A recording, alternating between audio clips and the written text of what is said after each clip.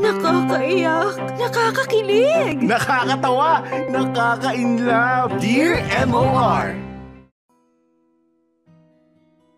Dear MOR, magandang araw sa inyo, Popoy and Bea. Ako nga pala si RV. 25 years old and I'm a food stall owner dito sa Pasig. Matagal na ako nakikinig sa inyo and I am proud to say na never pa akong nakamiss ng kahit na isa sa mga upload ninyo. Popoy and Bea, napamessage ako sa inyo ngayon dahil gusto ko sanang ibahagi ang kwento ng buhay ko. Huwag kayong mag-alala, hindi ito super seryoso tulad ng iba na papakinggan ko. Ganito kasi yun. Gustong-gusto ko nang magka-jowa. Popoy and Bea, ako kasi yung tipo ng taong talagang nagseryoso muna sa pag-aaral. Talagang isinapuso ko yung idea ng aral now, jowa later. Ayusin ko muna ang pag-aaral ko, saka na ako magla-love life. Popoy at Bea, simula nga high school hanggang college ay never akong nagka-love life. Nakatapos ako ng high school with high honors and with Latin honors naman nung college. Legit na super proud ang parents ko sa akin. Naalala ko pa nga yung tanong ng mama at ng papa ko sa akin noon. Ano daw ba ang gusto kong reward? Wala akong hiningi sa kanila na kahit ano. Popoy at Bea, isa lang ang gusto ko noon. Handa na akong magka-girlfriend. Nakakatawa nga lang na isipin na nakakatawa na lang isipin ngayon, pero naniwala ako na kapag isinigaw ko sa universe, ang gusto ko ay agad-agad nalilitaw ito na para bang magic. Sadly, hindi ito nangyari. Hindi ko na mabilang kung ilang babae ang niligawan ko noon. Para lang malinaw ha, seryoso naman ako sa panliligaw. Hindi ako yung tipong makakita lang ng babae, sugod na agad ng sugod. Ibinuhos ko talaga ang lahat ng oras sa bawat babaeng niligawan ko. Never kong binalak na mangolekta ng babae. Problema lang talaga, Popoy at Bea, sa tuwing akala ko ay malapit ko nang mapasagot yung nililigawan ko, lagi na lang akong nababasted. Never akong umabot sa point na natatanong ko yung girl na, pwede bang tayo na? Lagi na lang akong nauuwi sa, I'm sorry, but thanks for the effort. Popoy at Bea, walang halong biro, masakit ang mabasted. Imagine, after mong mag-alay ng oras para sa isang tao, bigla na lang patitigilin ka kasi you were not meant to be. Hindi ka niya feel. Ramdam ko talaga na nababawasan ang life force ko sa tuwing nare-reject ako ng nililigawan ko. Hindi naman siguro ako pangit. Hindi rin naman siguro ako masamang tao. At lalong hindi rin naman siguro ako manyakis tulad ng iba dyan. Napapaisip kasi ako kung ano ang mali sa akin. Hindi ba talaga ako kamahal-mahal? Ano pa ba ang kulang? Bakit kaya ayaw pa akong pagbigyan ng universe? Paratingin mo na siya, sige na Lord.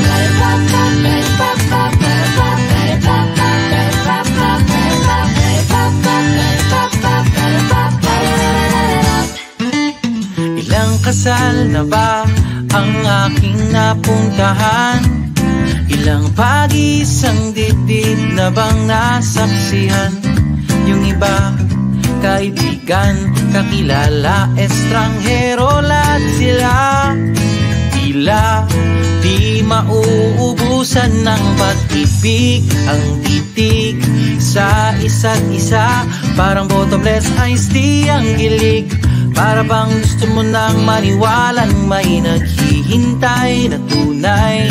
Pag-ibig na panghabang buhay na talaga.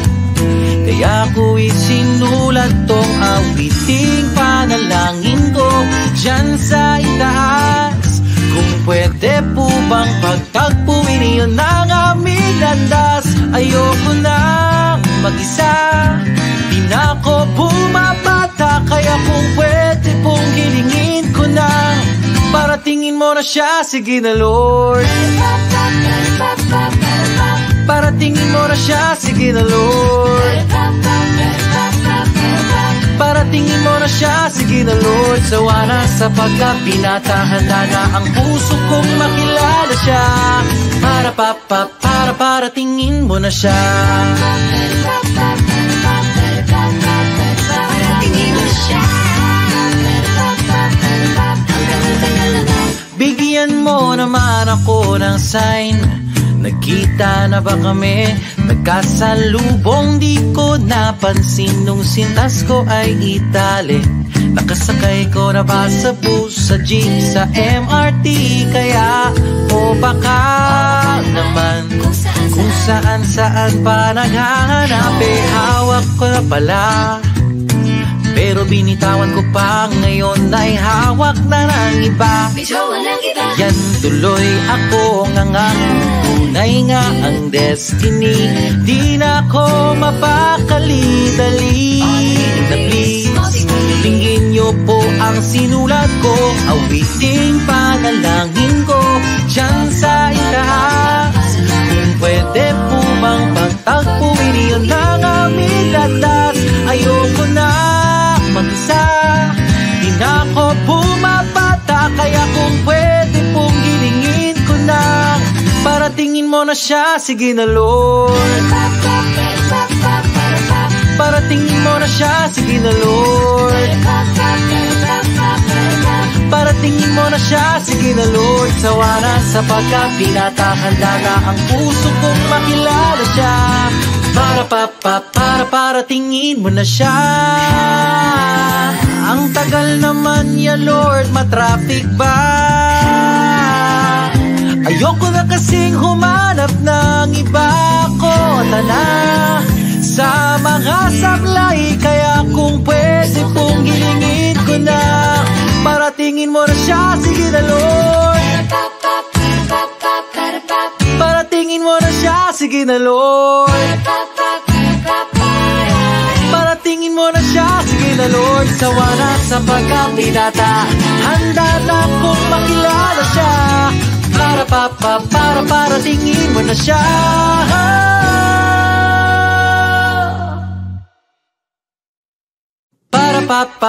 Paratingin mo na siya.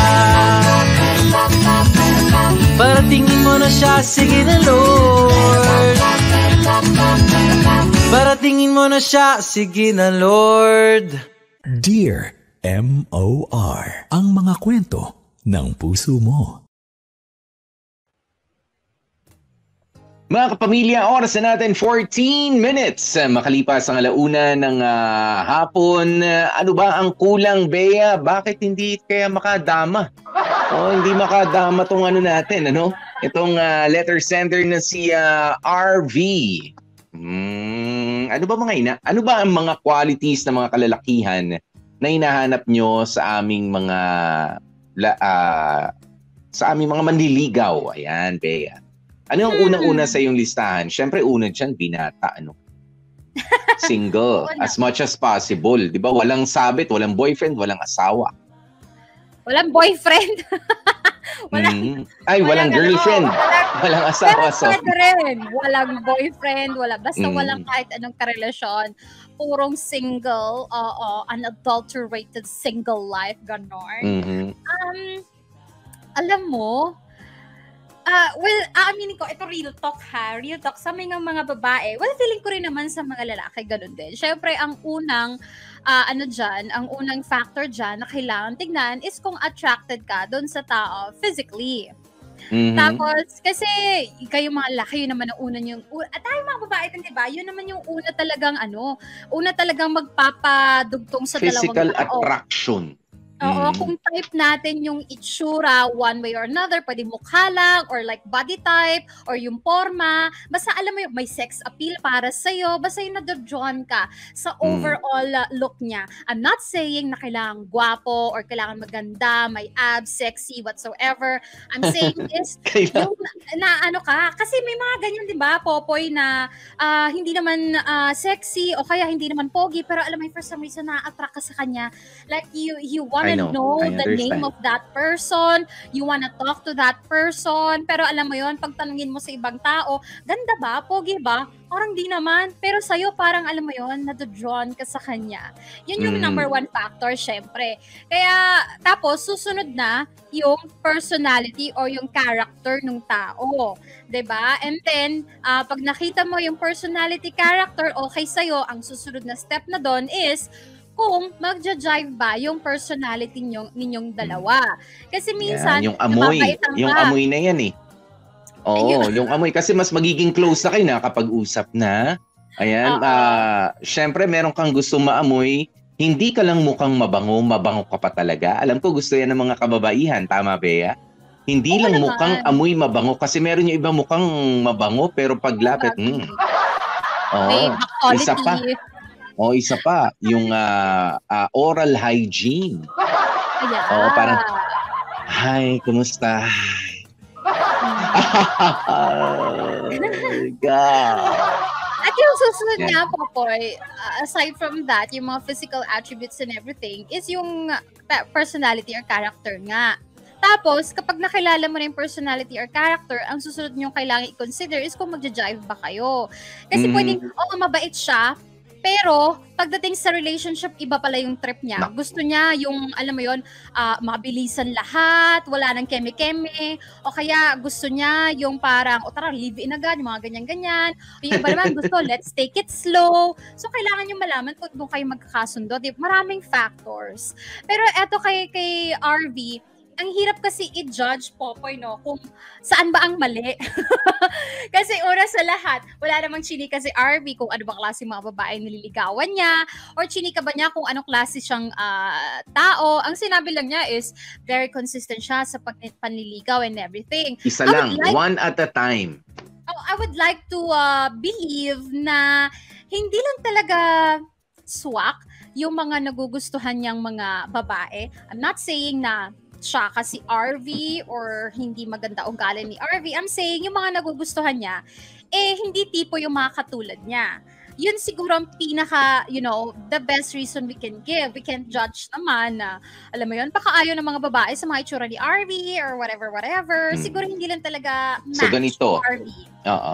Ganito, Bea, no? Ang mga sinabi lang naman sa atin ni RV ay, sabi niya, hindi naman siguro ako pangit. Dahil wala naman ho talagang pangit. Pangit na ugali, naku, ang dami po niyan. Ayan, sabi niya, hindi rin naman ako masamang tao at hindi rin naman ako yung mukhang manyakis tulad ng iba o yung masyadong aggressive sa panliligaw para ayawan ka agad nung nililigawan mo.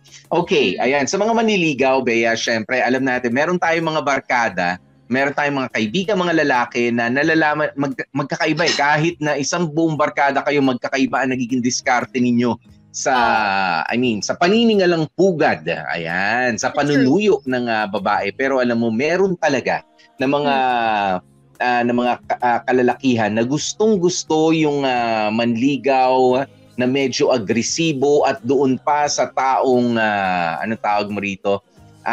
Medyo malayo yung kanilang agwat. Ayan, hindi lang malayo sa agwat ng edad, yung ganyan. Sabihin na natin sa itsurahan. Ayan, meron, alam mo kasi mga kumanligaw ay hindi naman siya masyadong alam niya sa sarili niya na hindi siya ganun kagwapuan, pero oozing with lakas ng loob. Yun lang talaga ang baon. Lakas ng loob. Mala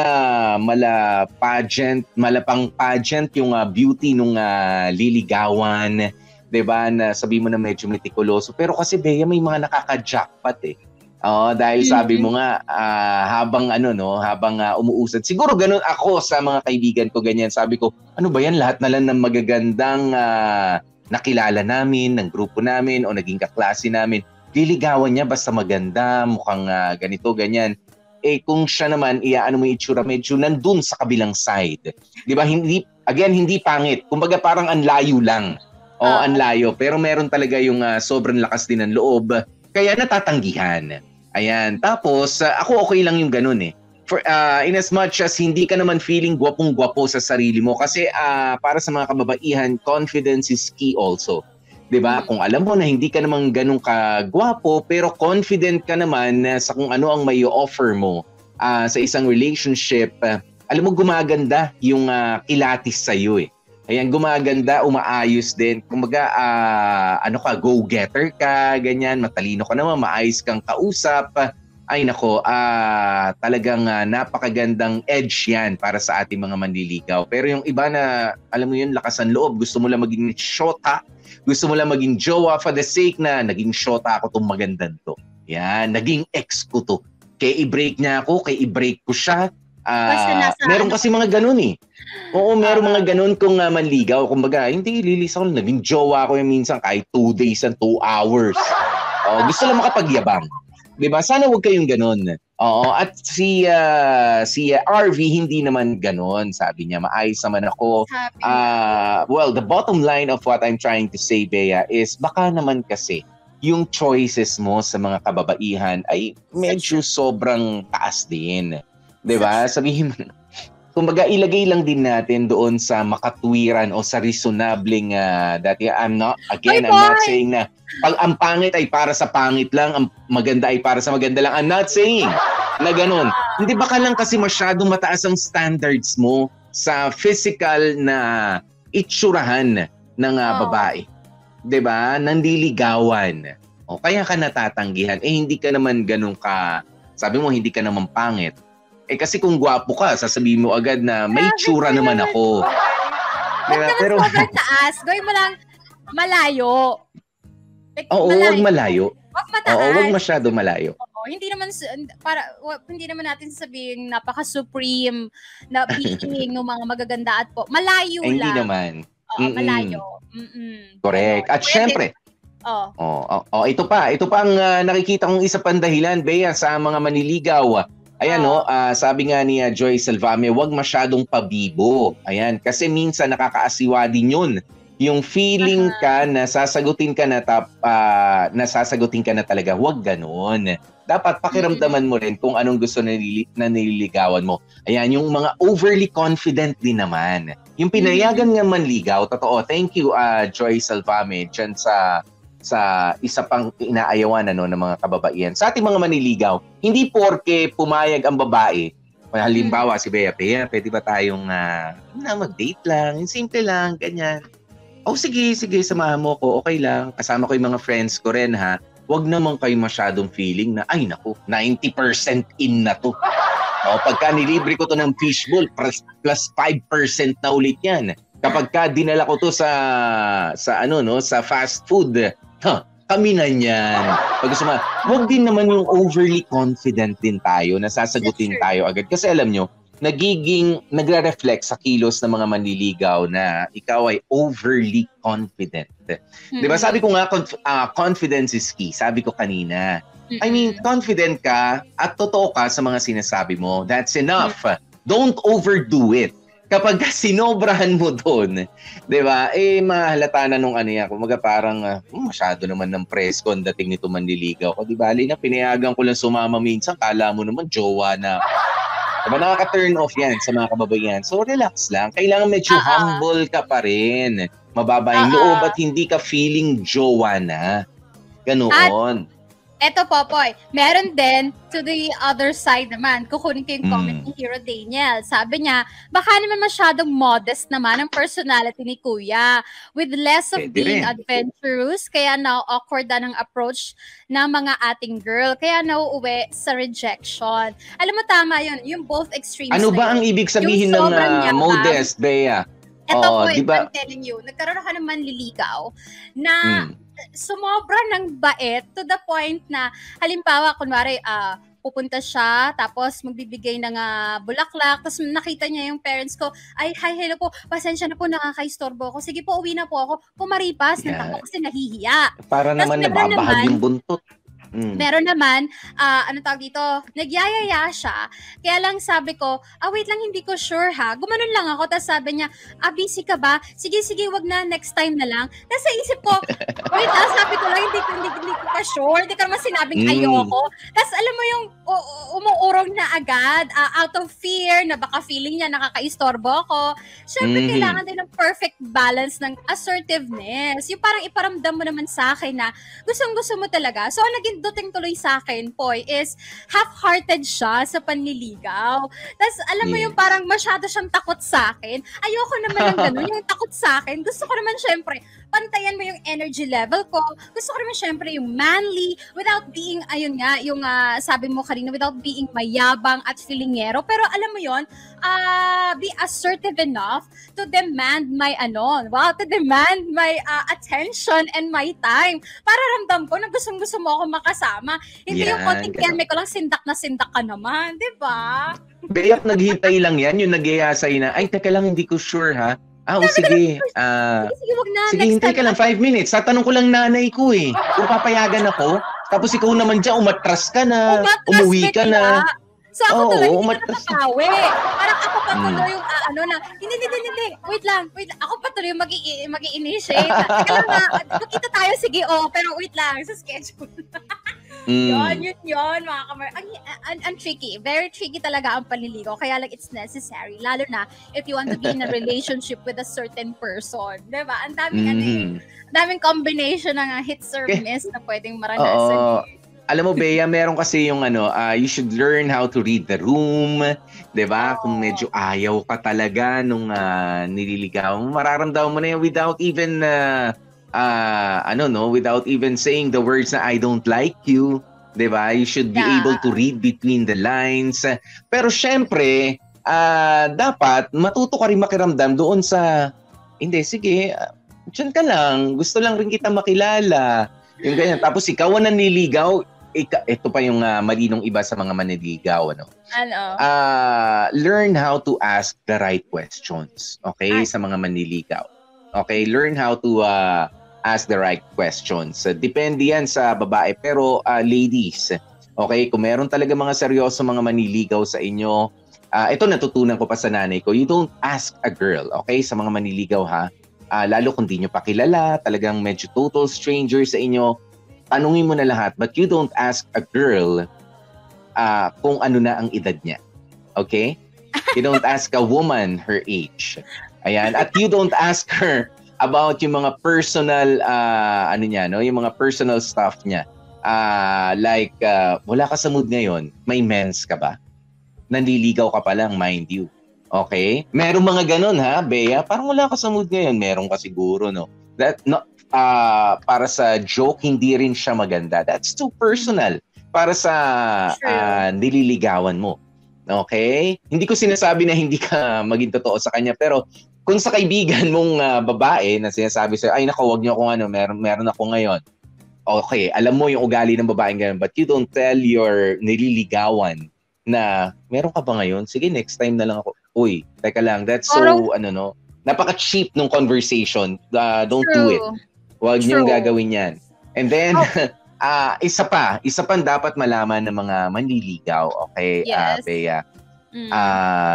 Kahit sabihin ng babae na, sige, pahintay lang ako ng 2 minutes. Kahit tumagal pa ng 2 hours yan, you just have to wait. You just have to wait. Okay?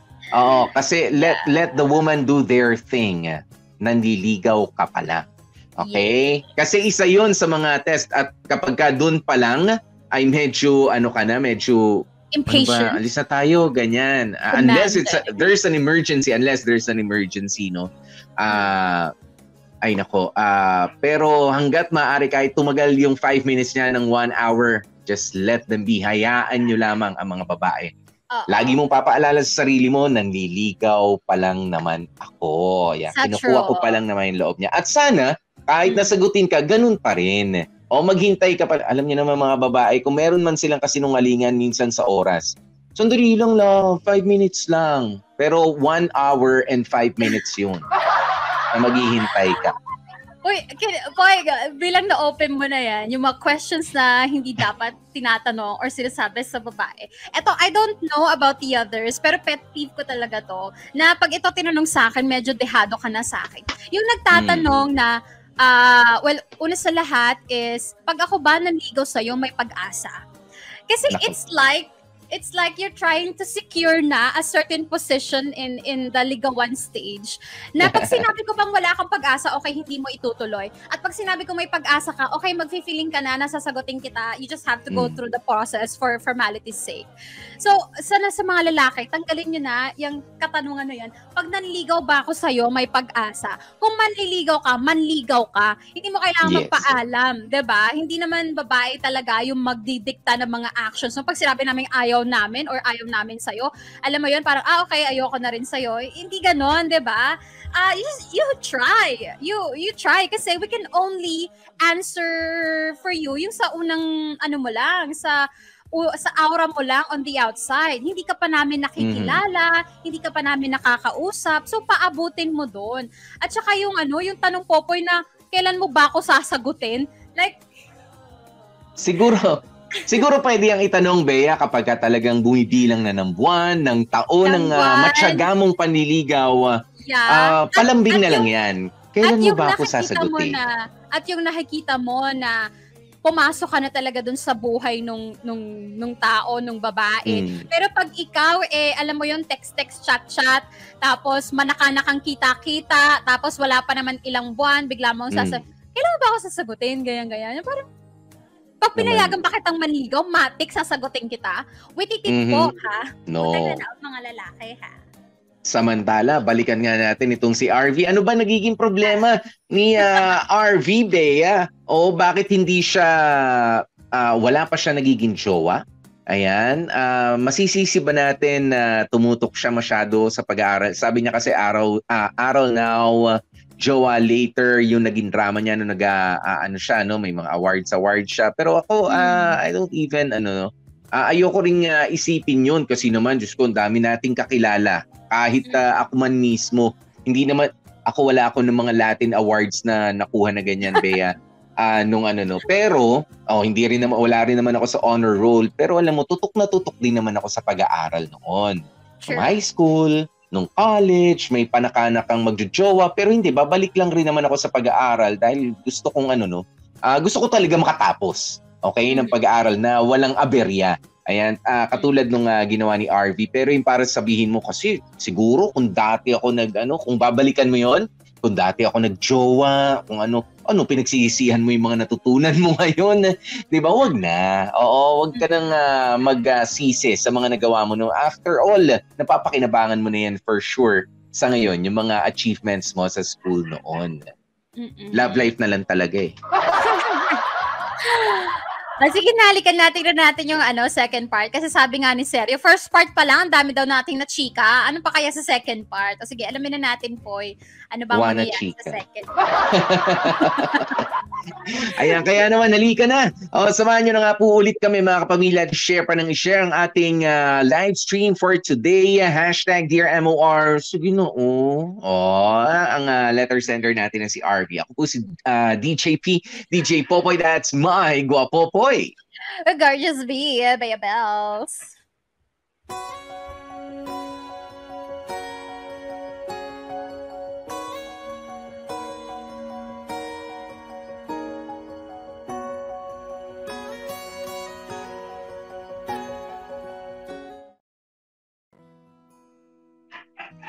Popoy at Bea, ang totoo niyan, muntik na akong umabot sa point na susuko na nga ako sa paghahanap ng jowa.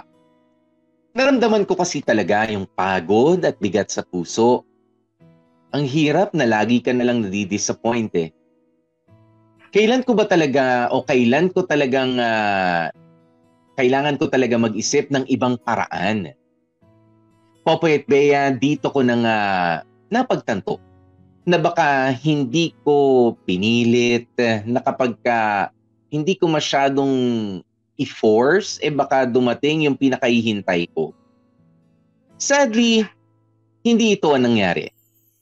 Nakakainis lang kasi yung mga taong kilala ko na halos walang ibinibigay na effort sa paghahanap ng jowa, ang mga mas nauuna pa sa akin na magkaroon nito. Popoy at Bea, alam nyo, ang unfair ng mundo. Alam ko na marami ang nagsasabi na napakababaw lang nitong problema ko, pero pagka kayo ang nasa posisyon ko at kahit anong pilit nyo, walang nangyayari, talaga namang sasama at sasama rin ang loob ninyo. Noong akala ko tapos na nga ang lahat para sa akin, ay saka naman ako bigla na lang bubulagain ng tadhana. Popoy at Bea, dito na nga papasok sa eksena si Pauline. Nagkakilala kami nitong si Pauline through a friend of a friend. Laki sa Canada si Pauline at nagbakasyon dito sa Pilipinas. Popoy at Bea, unang kita ko pa lamang sa kanya ay naramdaman ko na talaga na ito na ang kasagutan sa lahat ng mga tanong ko sa buhay. Hinarap na sa akin ng kapalaran ang babaeng para naman sa akin. At hindi na nga talaga ako nagpatumpik-tumpik pa, Popoy at Bea. I made my move. I have less than a month to show Pauline how much I like her. Nagpatulong na rin ako sa kaibigan ko para mas mapalapit nga ako kay Pauline. I've never been more serious in my life, Popoy and Bea. Kapag pinakawalan ko pa itong si Pauline, ay tatanggapin ko ng tatanda na talaga akong binata. OA na kung OA. Popoy and Bea, sadly, ay bumalik na nga si Pauline sa Canada. After spending so much time together, ay umuwi na siya sa lugar na hindi ko pwedeng road trip lang basta. Luckily, nakaschedule na ang flight ko patungong Vancouver, Canada para makipagkita nga ulit kay Pauline. And yes, Popoy and Bea, nagtagumpay tayo sa laban. Buzzer beater. Talaga. I know na sa umpisa ng kwento ko, mukhang pagjojowa lang ang gusto ko talaga sa buhay, but please understand na I have my life planned and I have goals in mind na gusto kong makuha rin agad. Pauline came at the right time. She arrived just in time para patibukin ang puso kong malapit ng mag-engine failure. I am so thankful and I'm also humbled. Popoy and Bea, sa ngayon ay sobrang okay kami ni Pauline. Ang importante, ang biyahe ko sa Canada kasi ay pagpapakita how committed I am to her. Hindi pa dito natatapos ang kwento namin. Hinihiling ko lang na sana nga ay kami na ni Pauline habang buhay. Wish me luck, mga kamorkada. Hanggang dito na lamang muna ang kwento ko, Popoy at Bea. Salamat sa pagbabasa ng storya. Huwag kayong mag-alala. Kung may update man ako, kayo agad ang unang makakaalam sa Dear MOR. Muli, maraming salamat and God bless sa inyo. Lubos na gumagalang, RV.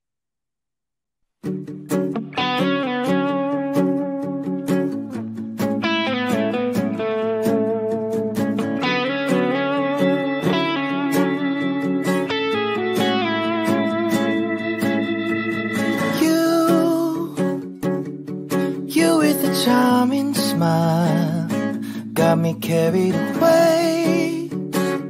One look at you can just make my day. Oh, my heart keeps racing. Just one touch got me going crazy. I need it every day. There's no replacing you. I want it all. Your loving eyes. I wanna live each day knowing you're mine. And if you want someone who cares, you can call out my name. Oh, I want it all. Your kiss. I wanna be the one you miss. Oh, I'm in love.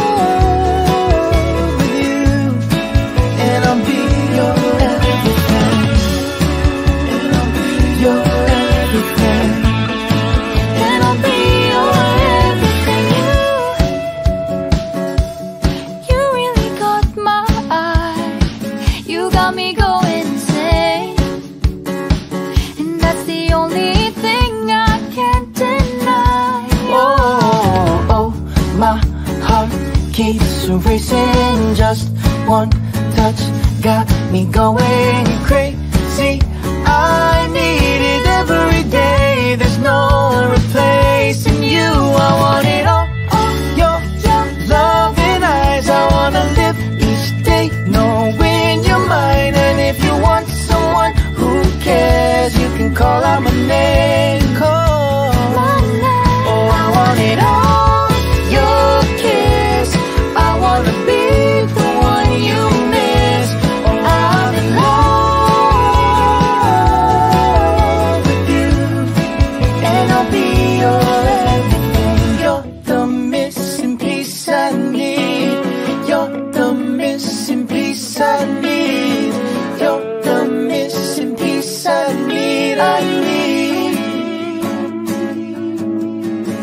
You're the missing piece I need. You're the missing piece I need. You're the missing piece I need. I need. Oh, I want it all. Your love and eyes. I wanna live each day knowing you're mine. And if you want someone who cares, you can call out my name. Call out my name. Oh, I want it all. Your kiss. I wanna be the one you miss. Oh, I'm in love with you, and I'll be your everything. You're my missing piece. You make me complete. You're my missing piece. You make me your everything. Dear M.O.R. Ang mga kwento ng puso mo.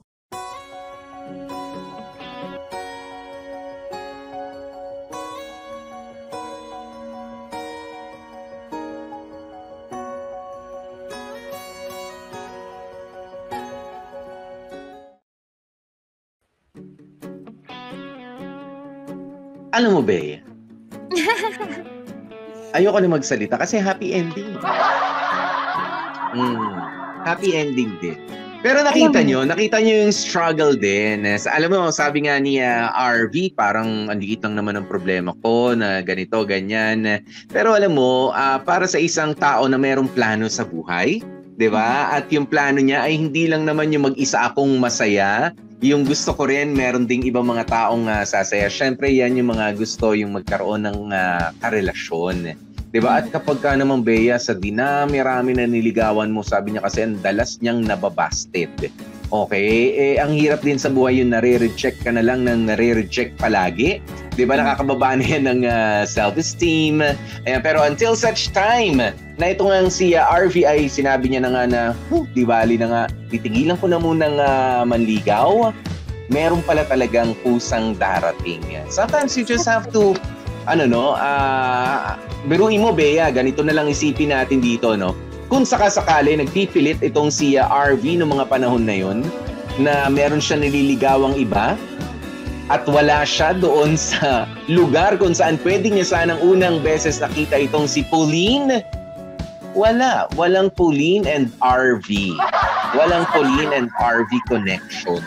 Oo. Alam mo, Poy, ito talaga yung perfect example na may mga times na gagawa tayo ng mga iba't ibang mga paraan, pero kung hindi nauukol, hindi talaga bubukol. Yeah. Na ito yung perfect example na meron at meron talaga na ibibigay sa'yo si Lord na dapat para sa'yo. Kahit na baka anong hanap natin, walang masamang maghanap, walang masamang mag-try, pero may purpose eh. Kung halimbawa, etong si RV, na ilang beses siyang na-heartbroken sa pambabasted sa kanya, lalo tuloy niyang na-appreciate yung moment nung nakilala niya si Pauline. Lalo niyang pahahalagahan si Pauline kasi ang dami niyang naranasan, pero eto na nga, si Pauline na dumating sa buhay niya, ay iingatan niya talaga yan, Poy. Kasi hindi na niya gugustuhin pang makaranas ulit ng sandamakmak na heartbreak mula noon, 'di ba? Ganun eh. Kaya tayo nakakaranas sa mga problema, ng mga sad moments. It's for us to enjoy and appreciate more yung mga happy moments. Kasi kung puro tayo success, puro tayo happy-happy, pare-parehas na lang yan para sa atin. Aabot tayo sa point na wala nang special sa buhay natin because it's always the same. It's always happy, it's always successful. Pero pag nakaranas ka ng paghihirap, rejection, and everything, it will make you appreciate the good things that happen to you even more. Kaya ganun yun. Kaya halimbawa na lang po ng ating our very own RB. RB, di ba? Ilang beses na siyang sirapan niya, chinika niya, nabasted, napagod na nga. Ulitin na naman ngayon. Meron na siyang Donna May Tere. Masaya na si RB. Kaya, di ba?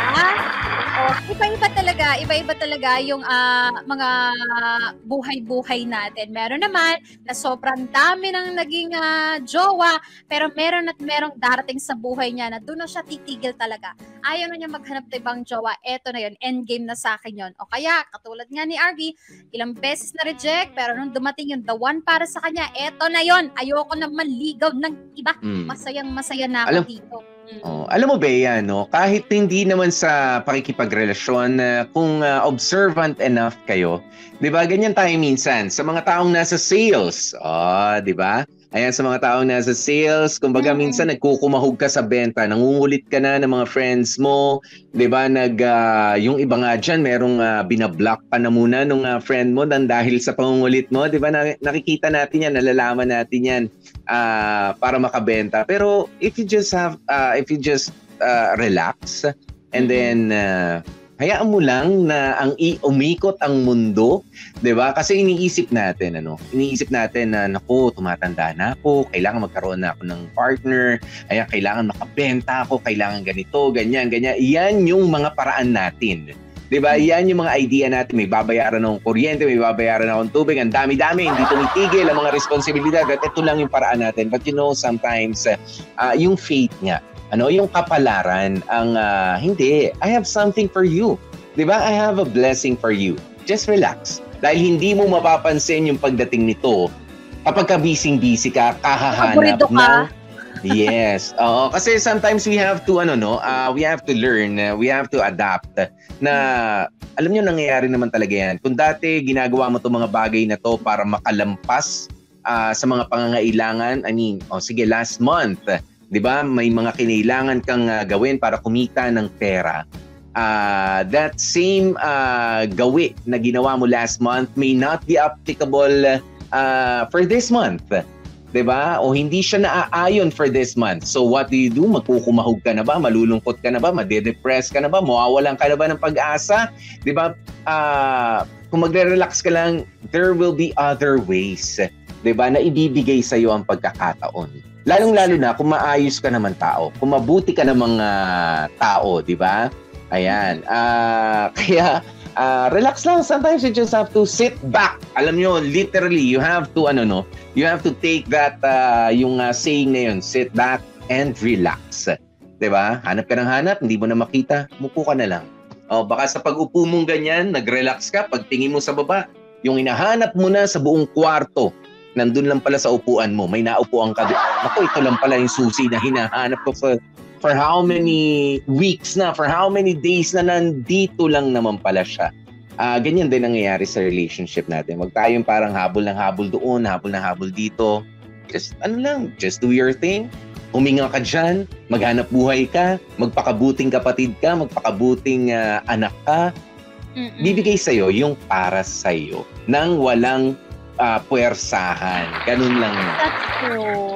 Oo. Kaya we're so happy for you, RV, at para naman doon sa mga kamorkadas natin na nakakaranas ng katulad nung kay RV na panay ligaw, rejected, or walang nanliligaw at all. Ito ang perfect example na huwag kayong mawalan ng pag-asa. Hanggat buhay kayo, kahit ano pang edad ninyo, meron at merong pag-asa. Just don't give up on yourself then. Huwag kayong magpalamon sa insecurity.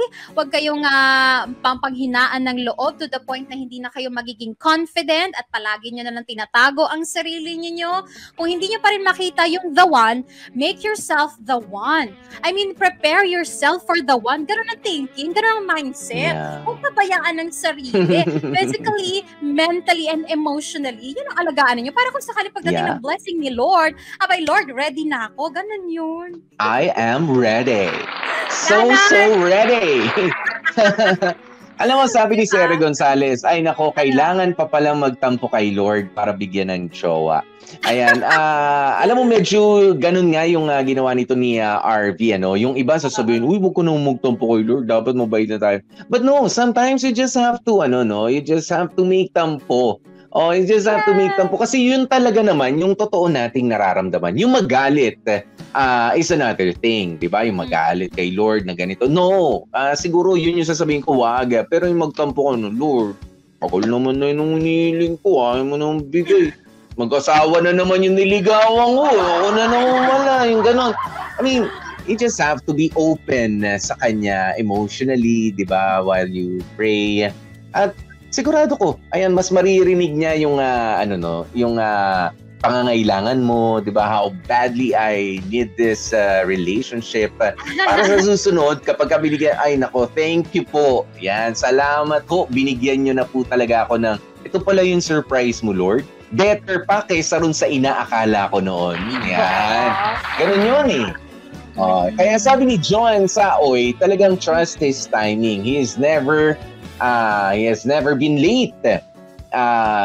Congratulations, RV, and I hope that God blesses your love story. True. Ayan. Sana na-inspire namin kayo mga kamarkada at maraming salamat, RV, sa pag-share ng iyong story. I'm pretty sure nakabigay kayo ng hope doon sa mga kamarkada natin katulad mo ng experience. So, diba? Ay, teka lang. May nakita ako dito kanina, Poy. Parang, oo. Si Tita Jean Sheila, parang nakita ko kanina sa comment section. Andiyan ba si Tita Jean Sheila? Oo. Teka. Ayan. Andiyan nga. Belated happy birthday daw sa akin. Thank you so much, Tita Jean. Kailan ang Animal Con ulit? At sabi niya, sabi ni Sergio, miss ka na namin, Tita Jean. Sabi ni Tita Jean, sinong kayo? Sabi ni Sergio, kasama daw tayo. Sabi ni Tita Jean, hindi tayo sure dyan. Grabe ka naman, Tita Jean. Siyempre miss ka namin. Ikaw tong palaging absent. Ikaw dapat ang kine-question namin eh. Bakit palagi kang absent? Ha? Saan ka busy, no? Ginagawa mo. Busy. Ay, tasa naman ng bewang, ha? Paano nga ulit? Sige nga. Hindi nga bewang ka nga ulit. Hindi kasi nasadya. Hindi ako lalaban dyan. Hindi kasi nasadya. Sandali. Si Ace Membrebe, sabi niya, RV, kahit gaano mo siya kagusto. Hello? Oy, ano nangyari? May nahila ka ba dyan? Ako muna babate. Sabi ni Louie, kung hinahanap mo, di mo makikita. Pero kapag di mo hinahanap, biglang nagpapakita. Alam mo, madalas din ganyan. Diba kasi gamit nga lang eh.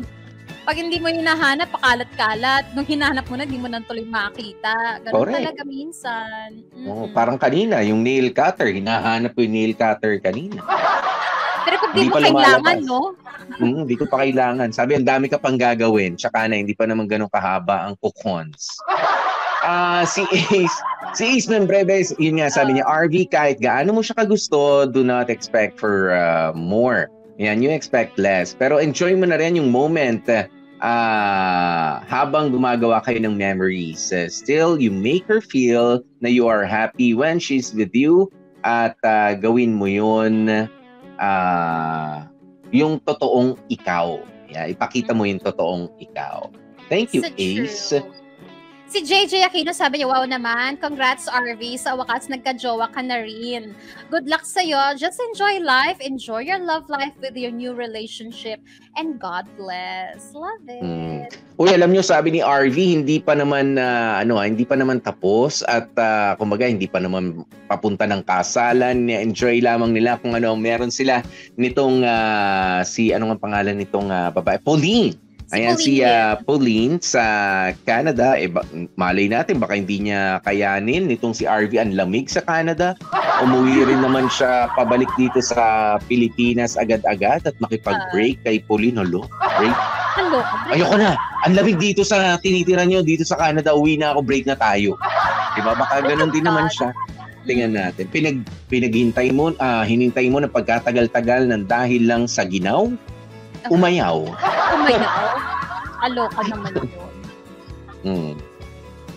Saan pa? Okay, ano naman daw ang masasabi mo, sabi ni Paul Santos, yung nagtampo ka, pero hindi ka sinuyo. Nakakahiya, di ba? Nagtampo ka, pero hindi ka sinuyo. Hindi ka sinuyo. Nakakapagod. Yung effort, ma-effort din ha, yung tampo-tampo ka. Tampo ko sa'yo. Tapos hindi ka sinuyo. Lalo nakaka-bad trip yun. Tigilan niyo yan sa relationship. Dami nasisira sa ganyan. Hindi, kaya nga, pag nagtatampo ka, dapat sabihin mo agad yung dahilan.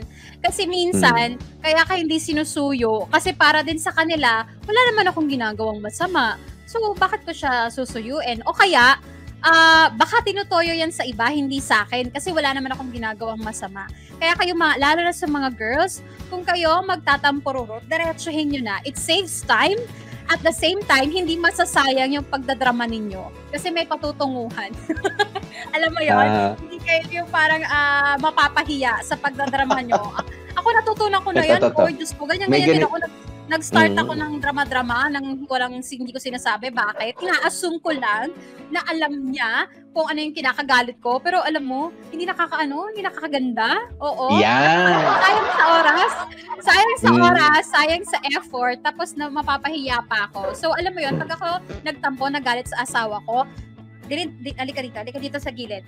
Ako, naiinis ako, nagagalit ako kasi yada. Tapos saka ako mag-walk out. Oo, ganun yun. Para sunod. Para alam. Hindi yun nanguhula. Oo, kasi sa akin din, Bea, ginawa yan. Sabi ko, ba't ba hindi ako pinapansin? Hindi ako kinakausap nito. Tapos yung akbayan mo pa, gaganon pa. Gaganon pa. Hindi, okay lang ako. Sasabihin, okay lang ako. Huwag na muna tayo mag-usap. Wala ka namang ibang kausap. Wala namang ibang pumapansin sa'yo. Diba? Ako lang ang pumapansin sa kagandahan mo. Ayaw mo akong kausap. Bakit tsaka na tayo mag-uusap? Hindi ko hinabol. Doon mas gigil na gigil ang mga babae, Bea. Doon mas gigil na gigil.